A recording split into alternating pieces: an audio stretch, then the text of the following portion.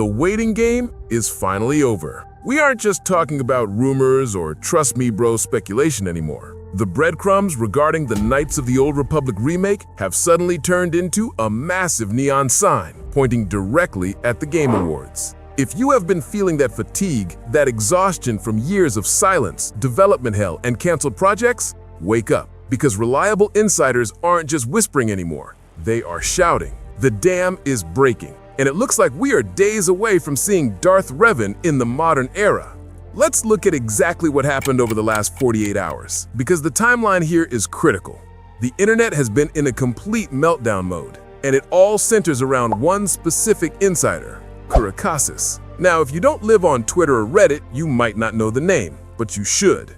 This is the same source who beat the entire industry to the punch on the Star Wars Zero Company strategy game from Respawn and BitReactor. When this person speaks, they don't miss. They don't throw stuff at the wall to see what sticks. They drop targeted information. A few days ago, they posted a simple, cryptic message. A big Star Wars game announcement is coming very soon. At first, I didn't want to take the bait.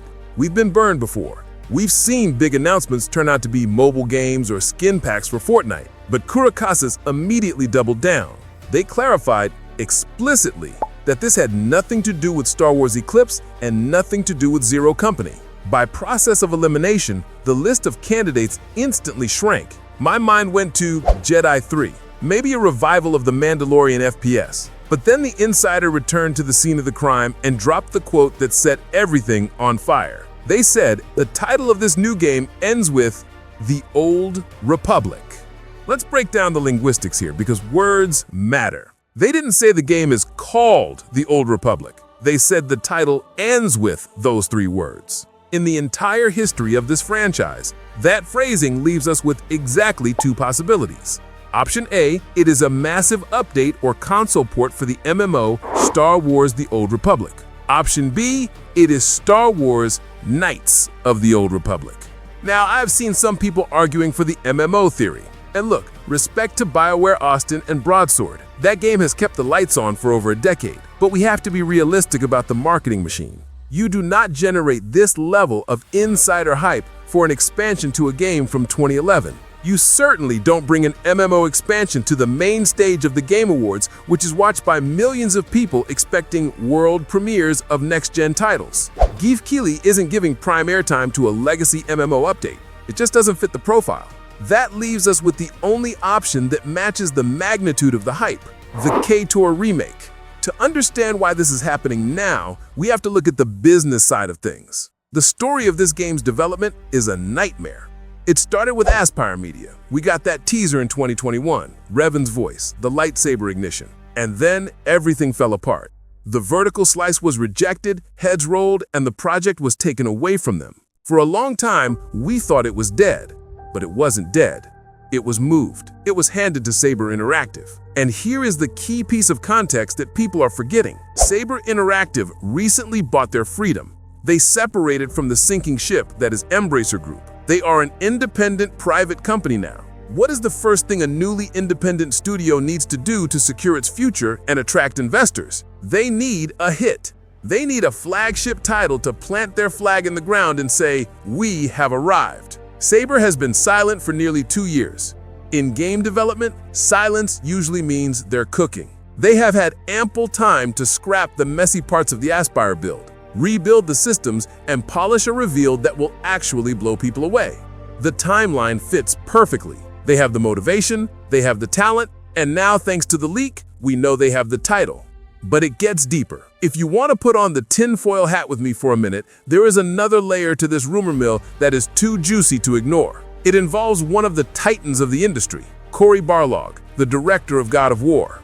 We know Cory has been working on a secret project at Sony Santa Monica for years. He stepped aside from Ragnarok to focus on this. For a long time, the rumors said it was a new sci-fi IP, but recently, chatter suggests it might be an established IP. Connect the dots. Cory Barlog is a LucasArts alumnus.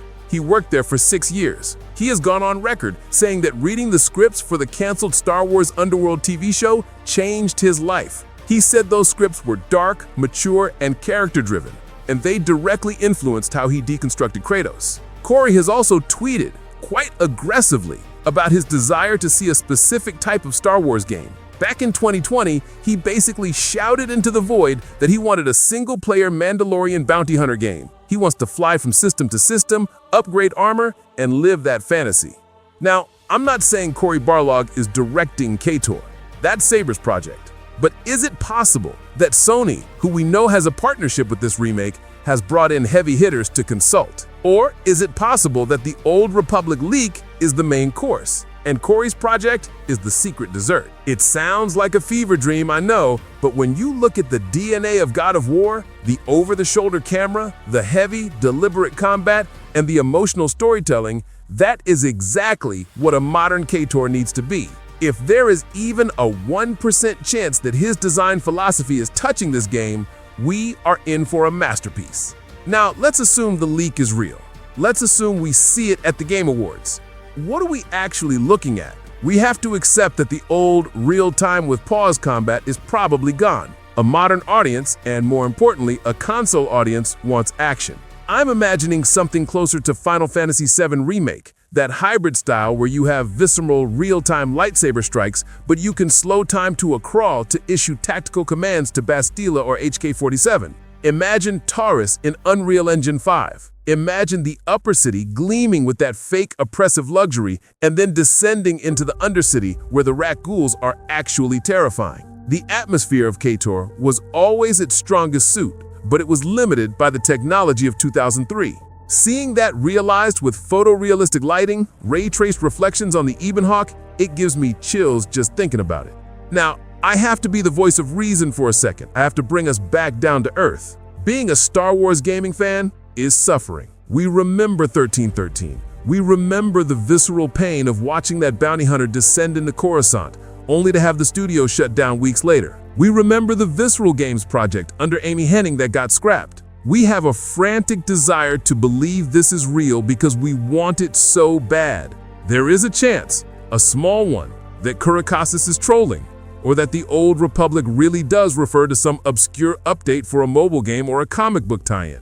But the evidence is stacking up against that. When you combine the specific wording of the leak, the timing of the Game Awards, the silence from Saber Interactive, and the desperate need for a win in the Star Wars gaming division, the stars are aligning. So here is my official prediction. I'm putting my chips on the table. Thursday night, the Game Awards. The lights go down. We don't see a logo at first. We hear a sound. Maybe the activation of a lightsaber, or maybe the voice of Jennifer Hale as Bastila Shan. The screen fades in, and we're not looking at CGI. We're looking at in-engine footage. We see Revan, mask on, robes flowing, standing on the bridge of a Star Destroyer. The title card drops. Star Wars, Knights of the Old Republic. And underneath it, a release window, late 2026. That is the dream. The pieces are there. Kurakasis lit the fuse, and now we're just waiting for the explosion. I need to know where you stand on this. On a scale of 1 to 10, how much do you trust this leak? And do you think we're getting a faithful remake, or are they going to change the story? That is a whole other debate. Drop your theories in the comments. If you've been waiting for the return of Revan, hit that like button so the algorithm knows the Old Republic is alive. I'll be covering the Game Awards live, so make sure you're subscribed. Until then, keep your eyes on the stars.